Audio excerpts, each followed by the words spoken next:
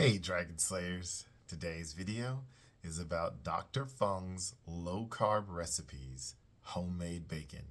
Don't forget to like and subscribe because it really helps the channel out. Let's get started.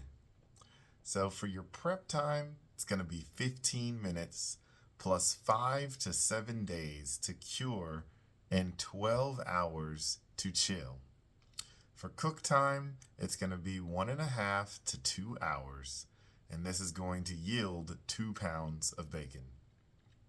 For the ingredients, you're going to have 2 pounds of pork belly, 2/3 cups of Himalayan salt, 2 tablespoons of freshly ground black pepper, dried herbs and spices of your choice.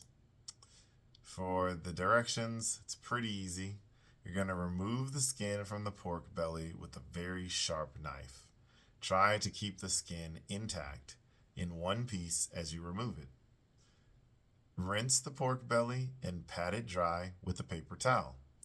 In a small bowl, mix together the salt, pepper, and any dry herbs and spices of your choosing. Rub the mixture on both sides of the pork belly.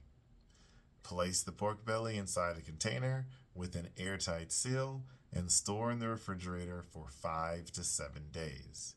The flavor becomes stronger the longer you cure it. Flip the pork belly over every day.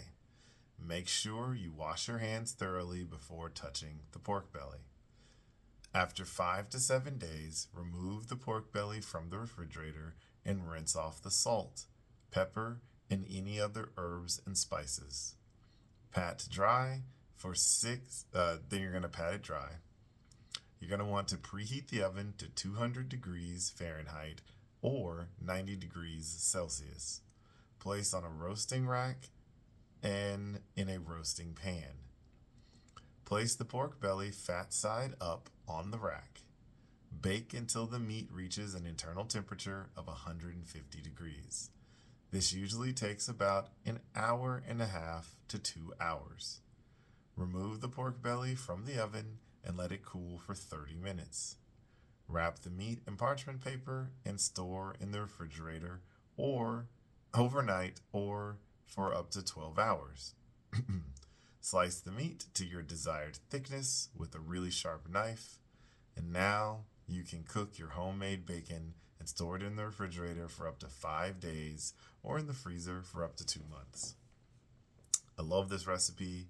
I love pork belly, but in my opinion, what's even better than this, if you have a grill or a smoker, absolutely smoke it over apple wood. So you're going to want to follow most of the similar steps. I dry brine mine with just salt, pepper, garlic. That's it. And then I bring it up to about, you're going to need some thermometers for this, some like thermometers that you can stick in and leave in during the cooking process. So I wait until it hits the stall, which is around 165 or so, and then you'll wrap it in butcher's paper, preferably because I feel like it has a better result. If you do it into foil, it kind of tends to give it a braised taste. It still tastes good, but I prefer the butcher's paper. So wrap it in butcher's paper, and you can pop it in your oven at no higher than about 275 degrees at the most. You're going to want to smoke it low and slow, around 225 to 275 as well during that first stage.